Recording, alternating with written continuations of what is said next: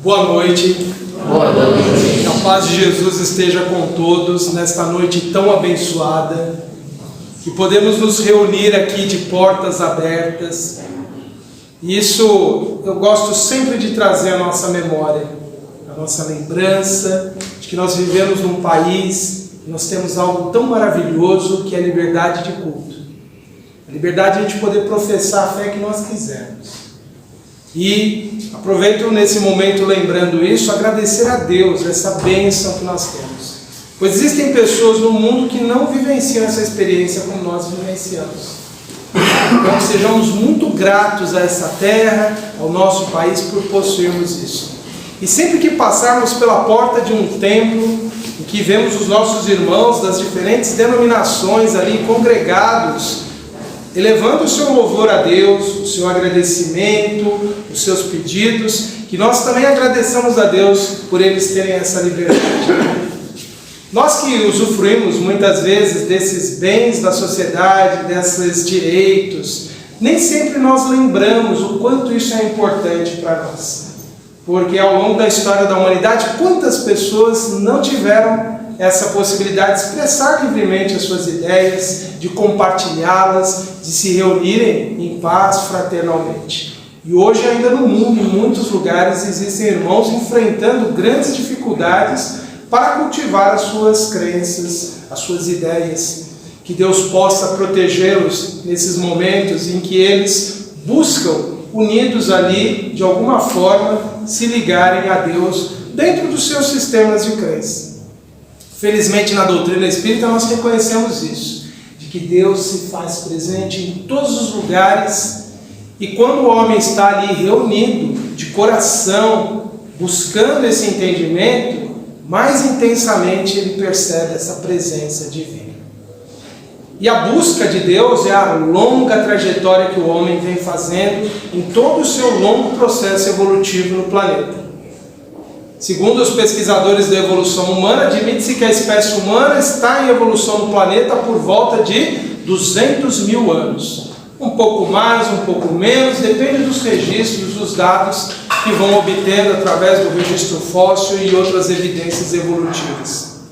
Antes de nós, espécies que nos antecederam também vêm nesse longo e moroso e trabalhoso processo de evolução espiritual. E nós não somos o ápice dessa evolução. Como disse Jesus, um dia nós poderemos fazer tudo o que ele fazia. Jesus disse, vós sois deuses. Do que ele estava falando? Do Espírito puro que um dia nós seremos. Desse ser com uma potencialidade, com um poder incrível, que Jesus mesmo disse, podereis fazer isto e muito mais. Mas nós ainda não chegamos nem no começo dessas possibilidades. Estamos muito longe ainda. Mas do ponto de partida da nossa evolução também já estamos bem adiantados.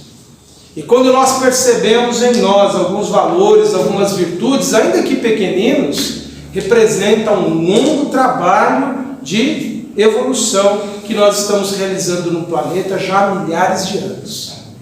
Ao longo das sucessivas reencarnações, nós vamos progressivamente criando em nós todo esse poder.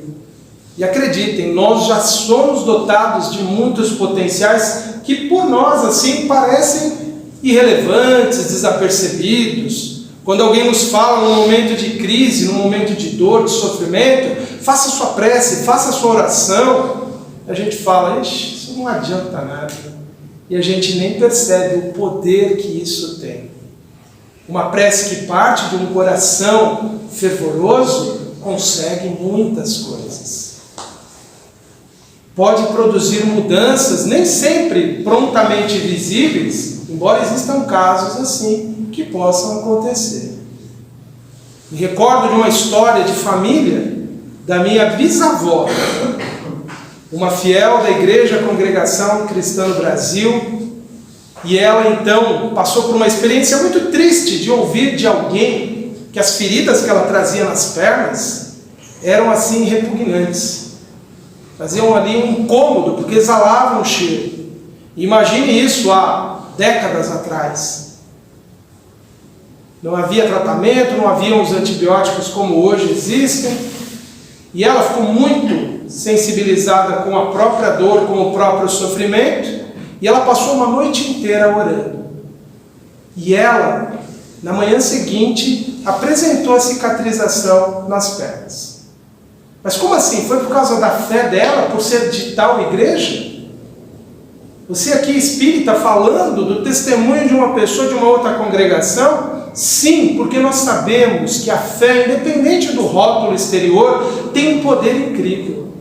Tem um poder extraordinário de modificação e de transformação de nossas vidas. E de produzir algo positivo em nós. Ela obteve a cura, que para ela era o momento da libertação.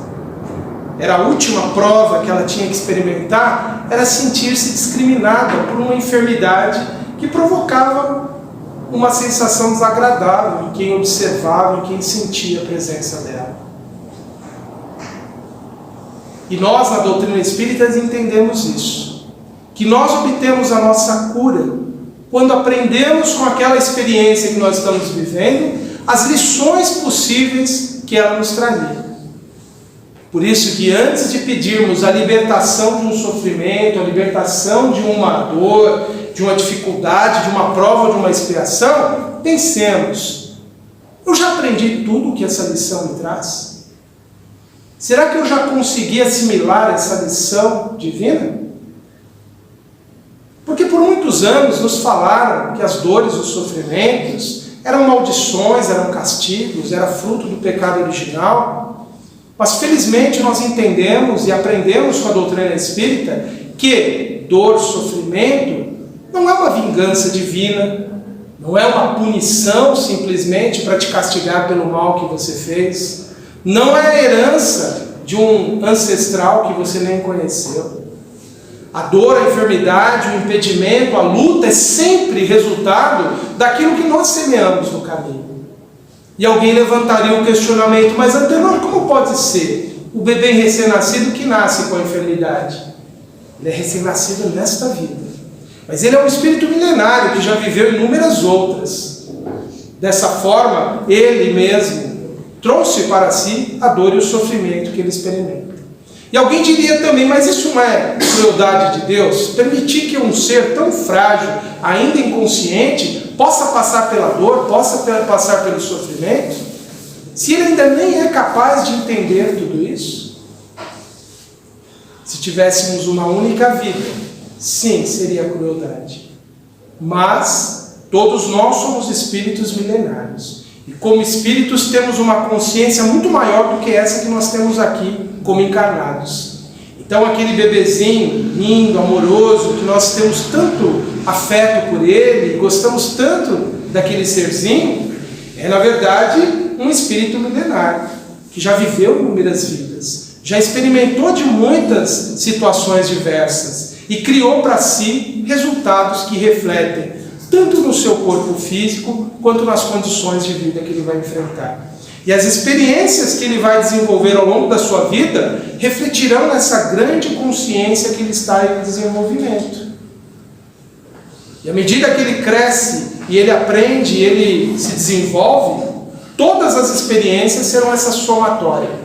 Nós ainda não somos aqueles deuses que Jesus disse: vós sois deuses. Nós estamos por ser. Nós estamos um dia ainda a nos tornarmos esse ser. E são essas experiências de dor, de luta, de sofrimento que nos fazem crescer, que nos transformam, que nos modificam, que pacificam o nosso coração, que atenuam as nossas emoções, às vezes tão violentas, tão conturbadas. E nós já sentimos isso na vida. Aqueles que viveram mais anos sabem o quanto os choques, as reações das situações da vida impactaram o seu ser e produziram mudanças neles. Poderíamos aqui colher o testemunho de inúmeros, de todos nós aqui, de inúmeros presentes, falando disso. A vida me mudou, a vida me transformou. De alguma forma eu já não sou mais a mesma pessoa de 10 anos atrás, de 20 anos atrás. E aos mais jovens eu digo isso: aprendam o quanto antes com as experiências, porque nós, quando não aprendemos, tendemos a observar que as situações vão se repetindo. E elas vão se repetindo diversas vezes. Às vezes mudamos até de cidade, mas vivemos as mesmas experiências, porque não podemos fugir daquilo que nós carregamos em nós mesmos, que somos nós mesmos. Nós não temos como fugir de quem nós somos. Por isso que é melhor hoje nós trabalharmos ativamente por uma transformação que começa sempre com a conscientização das nossas necessidades. Não há possibilidade de mudança alguma em ninguém, enquanto o indivíduo não admitir para si mesmo: eu preciso mudar, eu preciso ser alguém diferente, eu preciso agir diferente, eu preciso pensar diferente. Enquanto eu não me convenço disso, não há mudança possível.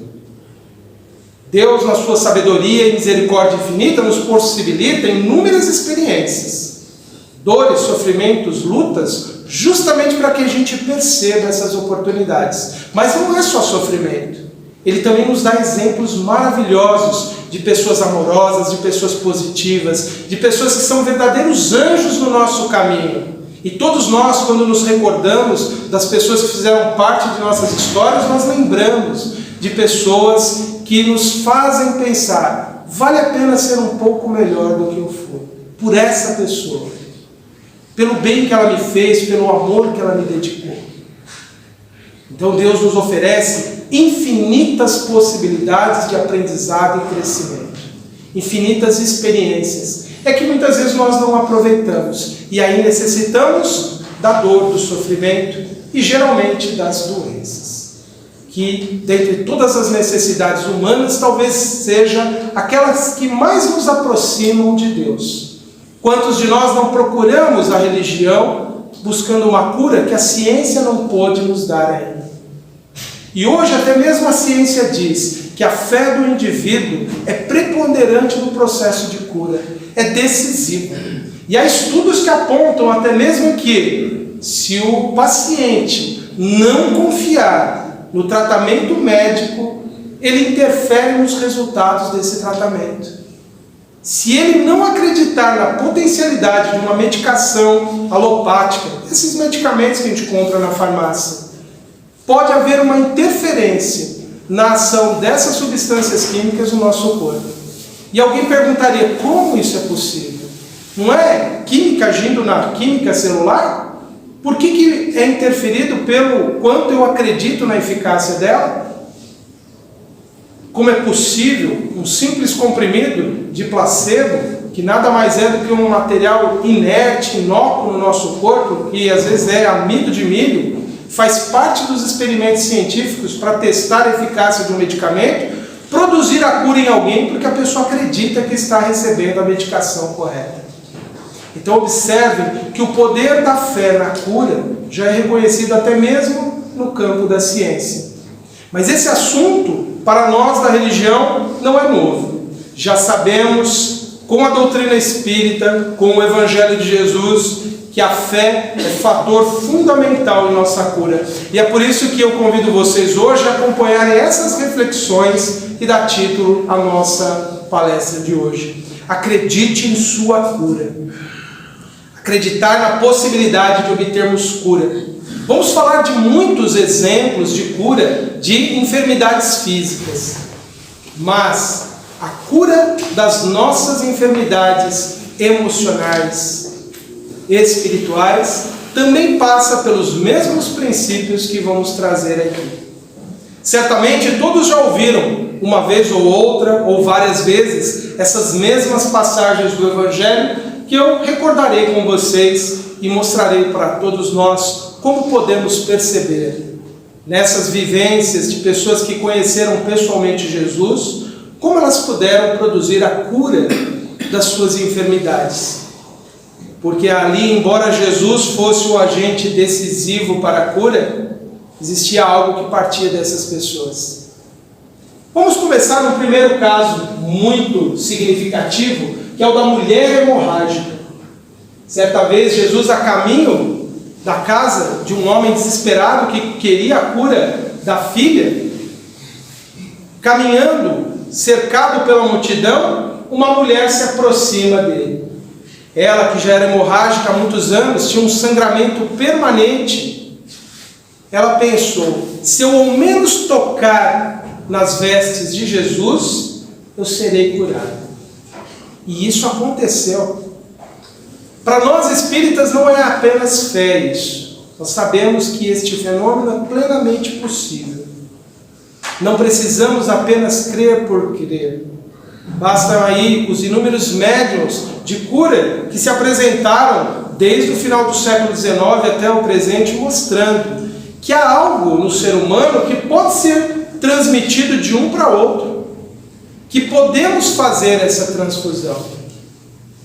E Jesus foi o representante máximo dessa capacidade de transmitir fluido vital, um elemento que é semimaterial, que anima os nossos corpos, que absorvemos diariamente através da alimentação, da respiração, que vitaliza o nosso corpo. E Jesus tinha esse potencial pleno de transformar enfermidade em saúde através de uma doação abundante desse fluido vital. Mas ali naquele momento, Jesus não agiu intencionalmente. Ele não desejou que aquela mulher fosse curada. Ela desejou. E por muito acreditar, ela pensou: se eu apenas tocar nas vestes do Mestre, eu serei curada. E ela então fez e foi curada, e Jesus subitamente percebeu: eu sinto de mim saindo a força. Naqueles tempos, não existia essa expressão fluido vital. Jesus falava a força, a virtude. O Evangelho narra assim também. O que era essa virtude e essa força que ele nem teve consciência que estava transmitindo a ela? É isso que hoje na doutrina espírita nós conhecemos como fluido vital. E a mulher, ela teve uma força atrativa que puxou aquilo para ela. E nós podemos hoje, pela nossa fé, exercer essa força atrativa também quando nós estamos na câmara de passe, na sala de passe. Quando nós nos apresentamos para receber um passe, ou mesmo aqui quando estamos numa assembleia como essa, estamos recebendo do plano espiritual essas irradiações desses elementos semimateriais, materiais, que circundam o nosso mundo, elementos espirituais que eles, com a sua avançada capacidade mental, nos endereçam. E quando estamos ali à frente de um médium que nos aplica o passe, igualmente nós podemos exercer esse poder atrativo como a mulher exerceu.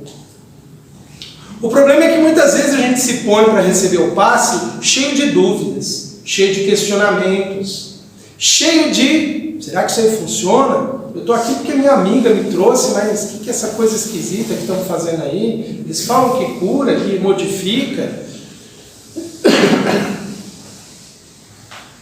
E aí a gente começa, pela dúvida, pelo medo, a criar um bloqueio. E a gente não exerce esse poder atrativo que a mulher hemorrágica teve. E a gente não obtém aquele suprimento desse fluido que vai nos vitalizar, nos curar e nos transformar.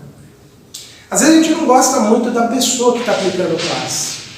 Eu já vi essa pessoa aí na rua, lá no mercado, ela foi meio grosseira, ela não foi muito educada, ela age de um jeito que eu não gosto, ela não me cumprimenta direito quando eu chego na casa espírita. Todos esses sentimentos e pensamentos, quando a gente está para receber o passe, é uma parede que a gente cria de bloqueio. A gente não cria essa força atrativa porque a gente não está ali fervorosamente dispostos a receber. A gente não cria essa atração como a mulher hemorrágica produziu esse fenômeno ali. Mas será que ela não conseguiu porque Jesus era muito mais capaz de fornecer esse fluido do que um médium? Olha, Jesus tinha um potencial de transmissão disso inimaginável para nós. Imagina ali um rio caudaloso, fluindo. Imagine uma torneira pingando. O médium é a torneira pingando, aquela aguinha, aquela gotinha ali. Jesus era esse rio caudaloso, fluindo as águas intensas desse fluido vital. Mas mesmo essa gota de fluido que o médium é capaz de transmitir, ela já é suficiente para nos auxiliar. Num deserto, se você estiver sedento, as poucas gotas de água já serão suficientes para te manter vivo por mais algumas horas. Por isso que, independente de num passe termos um potencial muito menor dessa transmissão, ainda assim nós devemos sorver aquilo com toda a nossa fé e toda a nossa confiança. E não criar nenhum tipo de bloqueio. Naquele momento, apenas desejar realmente aquilo que nós estamos buscando. E nós poderemos, com a nossa fé, atrair. Há inúmeros exemplos de companheiros, de familiares, que em momentos específicos receberam a cura que pediram tão ardentemente na casa espírita. E muitas vezes esses depoimentos não surgem, porque nós no meio espírita nós não temos muito essa prática, para não criar muitas vezes aquelas expectativas em pessoas que estão desesperadas pela cura, de acreditar que ali vão receber o que alguns receberam. Porque nem sempre as coisas acontecem igual para todo mundo. E às vezes tem pessoas que falam assim, mas eu ainda acredito tanto, ainda não recebi minha cura. Por que ela não veio? É porque para alguns a experiência ainda é um pouco mais longa do que foi para outros.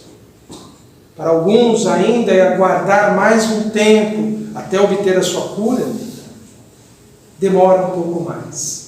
É por isso que nem sempre esses exemplos eclodem tão abundantes como testemunhos nas casas espíritas. Mas nós conhecemos inúmeros companheiros que em reuniões muito simples, não precisaram procurar médiuns famosos de cura para obter a cura, obtiveram uma reunião singela como a nossa que nós temos hoje. Porque acreditaram que ali a espiritualidade estava agindo e obtiveram a sua cura. Enquanto que outros continuam acreditando sem obter, porque sabem que virá o dia para isso. Mas há um outro caso no Evangelho que nos ajuda a entender mais ainda sobre os processos que nós podemos obter de cura e o quanto a nossa fé interfere. Certa vez Jesus, nessa cidade de Betsaida, quando chegando lá, as pessoas trouxeram um cego e apresentaram a Jesus para que Jesus o curasse. E Jesus tirou aquele cego do meio ali dos amigos dele, levou para fora da aldeia e o curou. E Jesus fez uma primeira tentativa usando ali o barro, a saliva e aplicando sobre os olhos do cego. Hoje, se perguntar para qualquer oftalmologista se faz sentido pôr barro no olho de alguém com saliva, falar isso é um absurdo. Mas Jesus tinha um poder de transformação da matéria fora do comum. Ele podia transformar a estrutura desses elementos que compõem essa matéria, barro, saliva, em algo medicamentoso. Mas Jesus aplicou ali também essa transmissão, o passe. Num primeiro momento, o cego não recobrou a visão perfeita.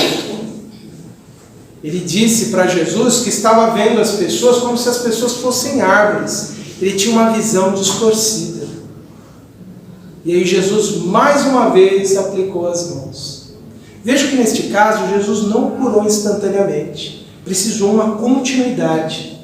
E quantas vezes nós procuramos um tratamento, procuramos uma assistência espiritual para obter a nossa cura, e não vamos pensar só na cura das nossas doenças físicas. Vamos pensar nas nossas emoções, sentimentos, nos nossos desequilíbrios espirituais. E nós procuramos num primeiro momento, obtemos até alguma melhora, mas nós não continuamos aquele tratamento, não persistimos, não damos continuidade. Imagine se aquele cego, naquele primeiro momento, recobrando uma visão parcial, ele pensasse assim, bom, tá bom, eu já não enxergava nada mesmo, agora eu estou vendo vultos, tá bom assim para mim, e fosse embora. Ou, se ele decepcionado com Jesus, dissesse, não era o que eu esperava, acho que ele não vai me curar, e ele desistisse. É assim que muitas vezes nós agimos quando procuramos assistência espiritual e não damos continuidade àquilo que nos foi, entre aspas, prescrito ou orientado. Nós paramos no meio do caminho ali, não fazemos a segunda, a terceira, a quarta ou a 10ª parte, se for necessário, e abandonamos. E isso não acontece só no tratamento espiritual que a gente busca na casa espírita. É às vezes aquele tratamento médico, padrão, tradicional, que a gente não segue. O médico manda tomar a caixa de comprimido por 20 dias e a gente acha que ficou bom no 10º dia, para. E não dá continuidade. O médico fala, olha, não adianta você só tomar o remédio, você tem que mudar o seu hábito alimentar. E a gente não faz a segunda parte.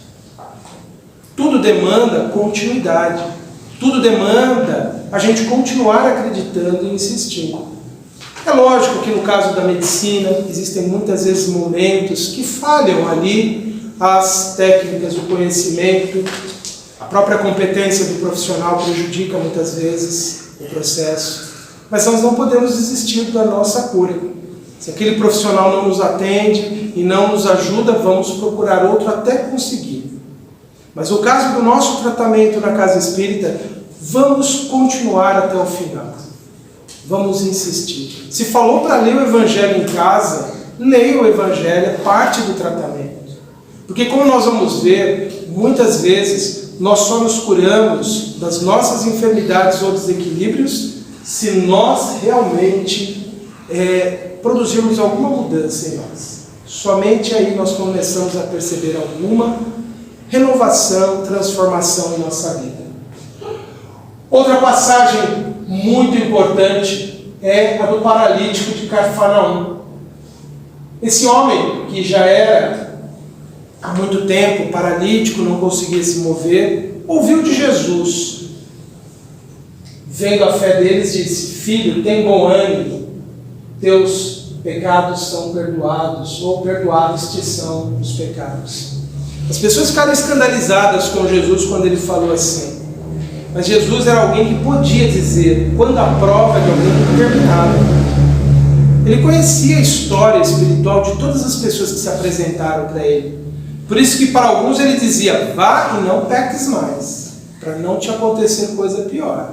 Ou seja, vá e não erres mais, porque são teus erros que te trazem a dor e o sofrimento. Mas para esse homem em especial ele disse: terminou a sua prova, acabou. Por isso que agora você pode recobrar e se levantar.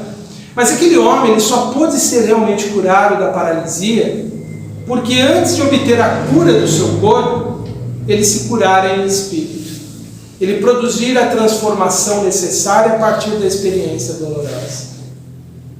Por isso que cada dor, cada sofrimento, cada dificuldade que a gente enfrenta, se a gente não aprender algo positivo com elas, elas terão talvez sido inúteis para a nossa evolução.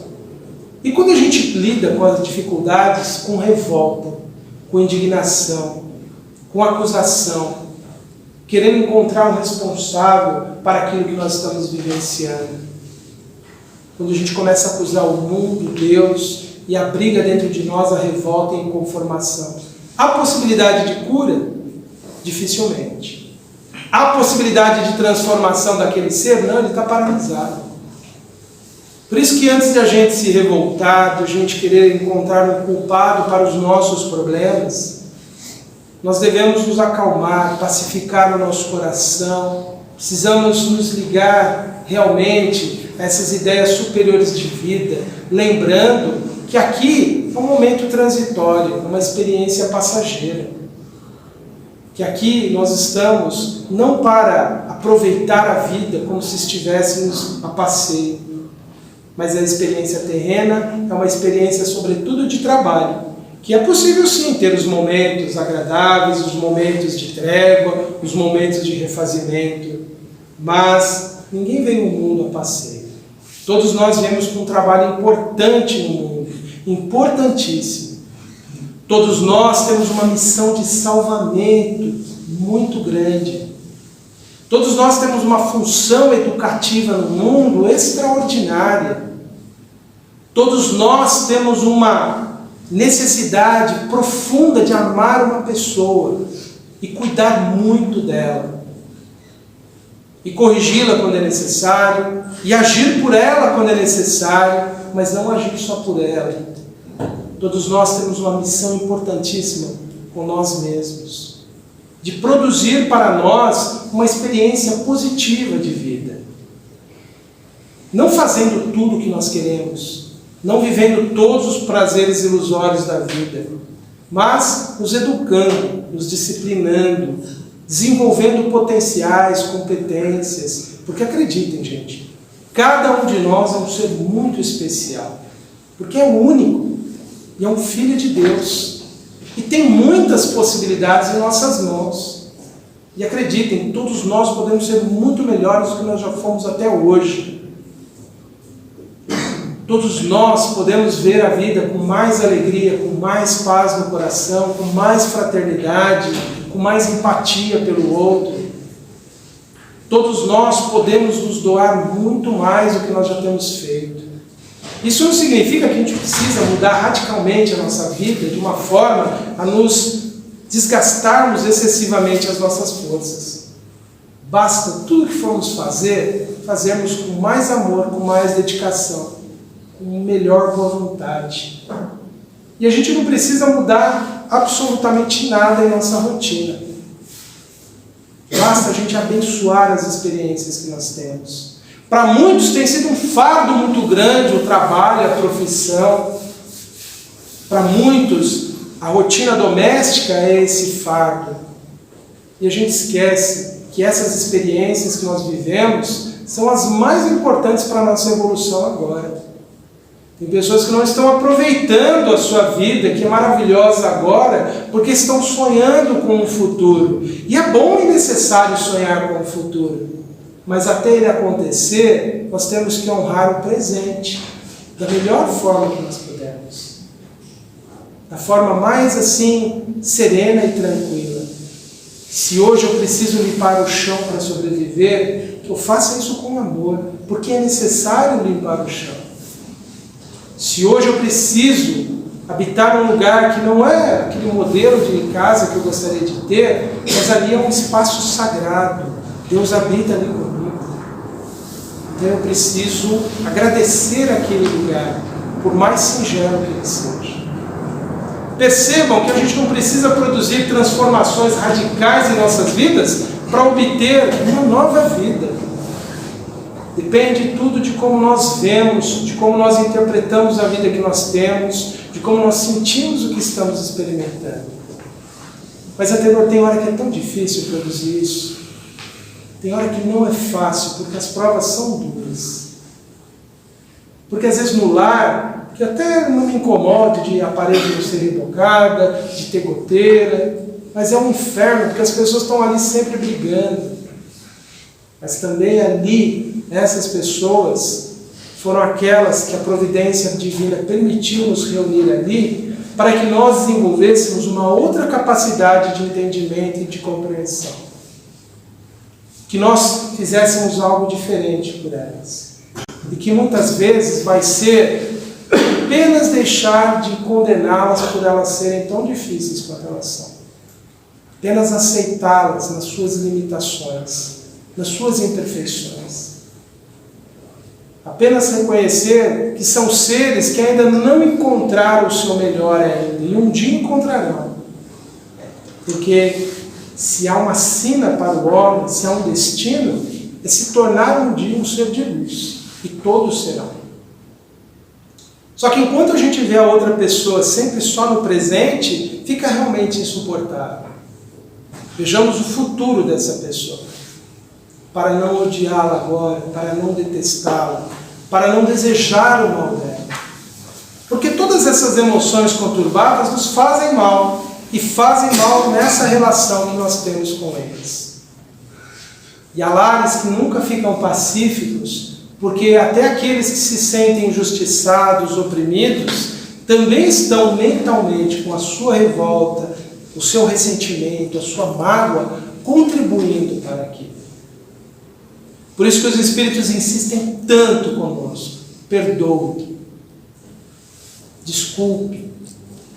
Não leve em conta as agressões, as humilhações, as ofensas. Veja o seu irmão que age assim como um doente da alma. Serene o seu coração e faça uma prece por ele. Porque a prece tem poder, gente. Ela modifica, ela transforma. E se ela não transformar o outro, que ele é cabeça dura e turrão, a vida fará isso por ele, porque as experiências virão e o modificarão. Mas pelo menos a nós a prece modificou. Pelo menos a nós ela suavizou a nossa prova. E ela impediu que a gente gerasse mais dor e sofrimento, partindo muitas vezes daquelas situações de desequilíbrio, de disputa, de rivalidade, de rancor. Nós precisamos nos libertar disso, gente, urgentemente. Desses sentimentos que não são bons para nós. E que não são bons na nossa tentativa de manter a paz com o outro. Enquanto a gente não se perdoar verdadeiramente, não há possibilidade de paz. Não há possibilidade de renovação da vida enquanto há mágoa, enquanto há tristeza pelo que aconteceu. E se está muito difícil carregar esse fardo da tristeza, da mágoa, e tem pessoas que carregam isso a vida inteira. Há homens já adultos, passaram dos 70 anos e ainda lembram com tristeza da falta de amor que a mãe o tratou, do abandono do pai. E realmente são coisas tristes não receber amor, ser abandonado. Mas se a gente não perdoar essas pessoas, a gente continua carregando um fardo, um sofrimento em nós. Apenas aceitemos e bendizemos a vida e vamos agradecer todas as outras coisas boas e maravilhosas que vieram. As pessoas estão tão apegadas às tristezas do passado que não percebem as alegrias do presente. E não percebem que hoje é um momento talvez de sorrir, porque pode ser que a vida não seja aquilo que você imaginou que era o seu ideal. Mas você já pode estar experimentando experiências tão positivas que há pessoas que ainda não conseguirão vivenciá-las. Se você tem uma pessoa que te ama nesse mundo, você já tem um tesouro inimaginável. Se você tem um carinho de alguém, já é motivo para você se libertar de toda tristeza, toda mágoa de alguém que não te amou no passado. Se hoje você tem um lugar para morar, não importa se é alugado, se é seu, se está emprestado, você já está numa condição muito diferente de quem está dormindo nas ruas. Se hoje você pode vir aqui, tem uma lucidez para estar numa assembleia como essa, você tem equilíbrio mental muito acima de pessoas que estão buscando experiências tenebrosas que vão comprometer profundamente as suas vidas. Por isso que nós somos muito abençoados, todos nós que estamos aqui hoje. Todos nós que estamos aqui já temos muito a nosso favor. Só o fato de estarmos aqui, neste ambiente de paz, de harmonia, e se pudéssemos ampliar nossa visão espiritual e perceber a ação amorosa dos espíritos protetores que estão aqui, nós ficaríamos maravilhados, estupefatos com a grandeza espiritual que é uma reunião espírita. Nós ficaríamos assustados de observar seres tão luminosos, tão amorosos nos amparando. Nós não podemos perceber tudo isso porque ainda não temos estrutura para lidar com isso. Certa vez uma pessoa, em um momento de oração, ela percebeu a presença de um espírito elevadíssimo, que conduzia a prece naquele momento com ela. Aquele foi um momento em que ela sentiu a grandeza do que é essa vida desse ser que já tinha evoluído há muito tempo. Quando terminou a comunicação ali, a conexão com esse espírito, o vazio que ele sentia é tão profundo. Por isso que a gente não pode experimentar isso o tempo todo. A gente não pode entrar em contato com esse plano espiritual assim permanentemente, porque a gente não conseguiria dar continuidade aqui. Por isso que os nossos sentidos são bloqueados, por isso que a gente não tem esse potencial desenvolvido, porque é muito difícil você voltar para a rotina, para o dia a dia, tendo reconhecido essa vida tão grandiosa que tem ali. Por isso que a gente ainda só aprende intelectualmente sobre a vida espiritual. porque a gente não conseguiria dar continuidade a essa nossa experiência. Porque a gente ia falar, por que eu não posso ir para lá já? É que nós ainda não aprendemos essas experiências. Nós ainda precisamos dessas nossas vidas como nós temos hoje. Não tem como atingir o grau seguinte sem ter passado por isso. Meus irmãos, temos muitas coisas para falar sobre o Evangelho e eu vou pular todas elas, porque nós não vamos conseguir falar de todas. Porque outras coisas nos foram sugeridas neste momento.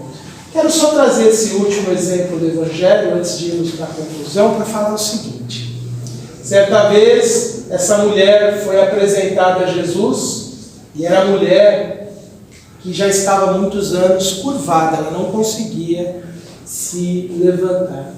E ela era assim, há 18 anos, por uma possessão espiritual. Elas existem.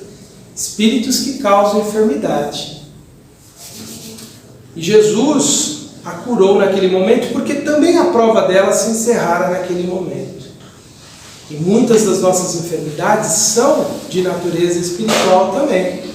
Há processos espirituais, você pode tomar a medicação que quiser, você pode fazer o tratamento clínico, cirúrgico, terapêutico, que existir da medicina. Não cura. Você precisa do tratamento espiritual para mudar. Por isso que é sempre importante a gente buscar esse equilíbrio mental. É buscarmos a sintonia do amor com a espiritualidade maior. Porque nós prevenimos e curamos essas enfermidades que são de natureza espiritual. Só que antes de sairmos atribuindo todas as nossas doenças, todas as nossas mazelas a um processo obsessivo, vejamos se não somos nós mesmos os nossos obsessores. Porque há pessoas que possuem problemas gástricos porque comem de maneira inadequada. Há pessoas que estão com problemas ortopédicos porque não respeitam os limites do seu corpo. E por aí vai. Na verdade, nós somos o nosso primeiro espírito inferior a nos influenciar negativamente. Mas certamente essas influências existem, daí a necessidade de sempre os tratamentos serem juntos.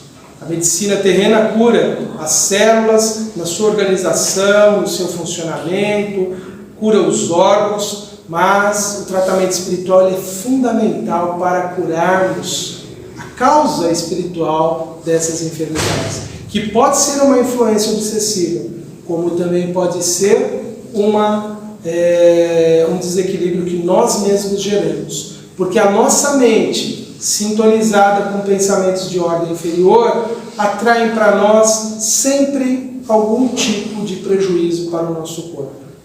Por isso que a saúde, ela passa pelo equilíbrio dos nossos pensamentos.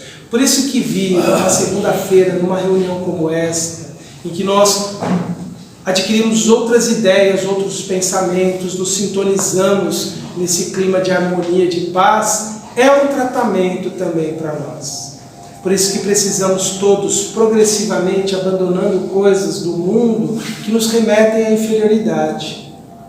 As produções culturais, sejam elas ditas artísticas ou não, as produções cinematográficas, as músicas, tudo que nos conduz a sentimentos de natureza inferior, a comportamentos inferiores, começamos a deixar de lado e alimentemos a nossa mente apenas nas ideias elevadas. Isso é fundamental para mantermos a nossa saúde. E muitos estariam dizendo neste momento agora, né?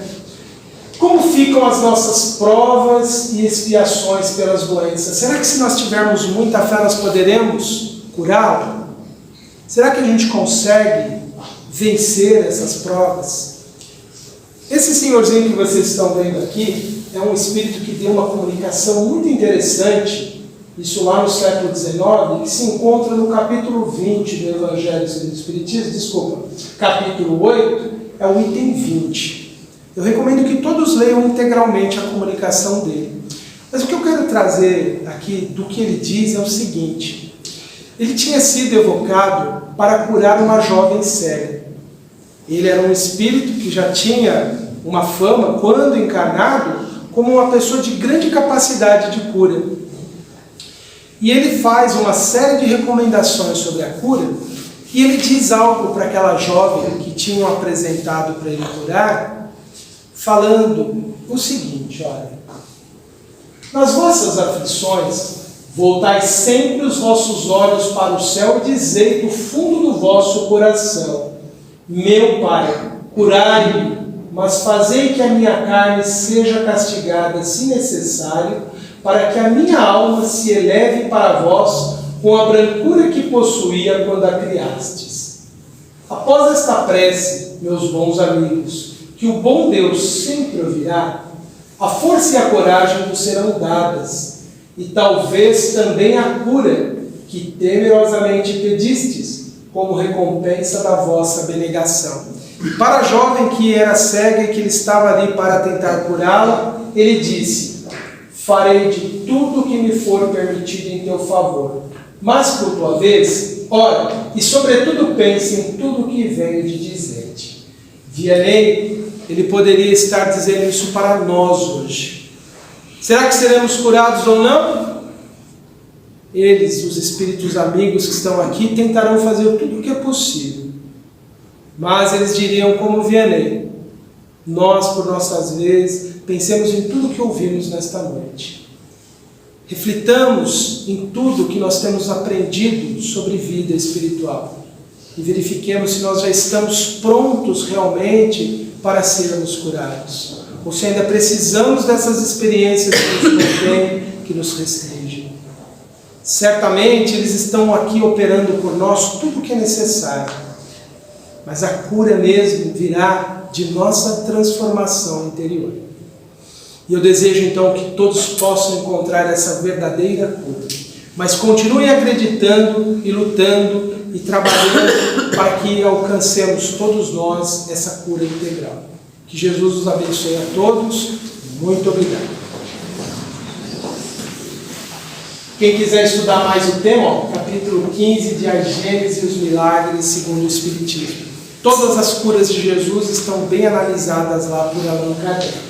E se alguém quiser conhecer mais das palestras, dos temas que eu tenho abordado, aqui os meus endereços aí nas redes sociais. Fiquem com Deus, gente. Paz. Então, com o nosso coração cheio de gratidão, Senhor, pela bênção desta noite, Pai, pela presença amorosa desses Espíritos tão generosos, que nos amparam, que nos auxiliam, que nos conduzem no caminho do bem. Querido Mestre Jesus, a nossa prece de gratidão pelas lições do seu Evangelho e pelos inúmeros exemplos de tantos que vieram no mundo vivenciar a sua mensagem. Que sejamos nós todos tocados em nossos corações e possamos produzir as mudanças necessárias em nós, com vistas à nossa transformação interior. Conduz-nos, Mestre, ao Pai, e que possamos nos libertar de todo o peso que carregamos em nossa mente, das influências que recebemos do mundo, dos nossos irmãos espirituais inferiores, das nossas próprias viciações que criamos pelos nossos comportamentos, que possamos nos sentir renovados na Tua presença, Mestre, pois sabemos que está aqui agora, junto de nós, através do Seu pensamento, que alcança todos aqueles que se reúnem em Teu nome. Que cada um dos nossos irmãos aqui presentes possam receber aquilo que é mais necessário para prosseguirem em paz e renovados em suas vidas. E mais uma vez, Mestre, nós Te agradecemos e dizemos do fundo dos nossos corações: Pai nosso que estais nos céus, santificado seja o vosso nome. Venha a nós o vosso reino, seja feita a vossa vontade, assim na terra como nos céus. O pão nosso de cada dia nos dai hoje, e perdoai as nossas ofensas, assim como nós perdoamos ao que nos perdoa. E não nos deixeis cair em tentação, mas livrai-nos de tudo e do mal. Que assim seja. Graças a Deus.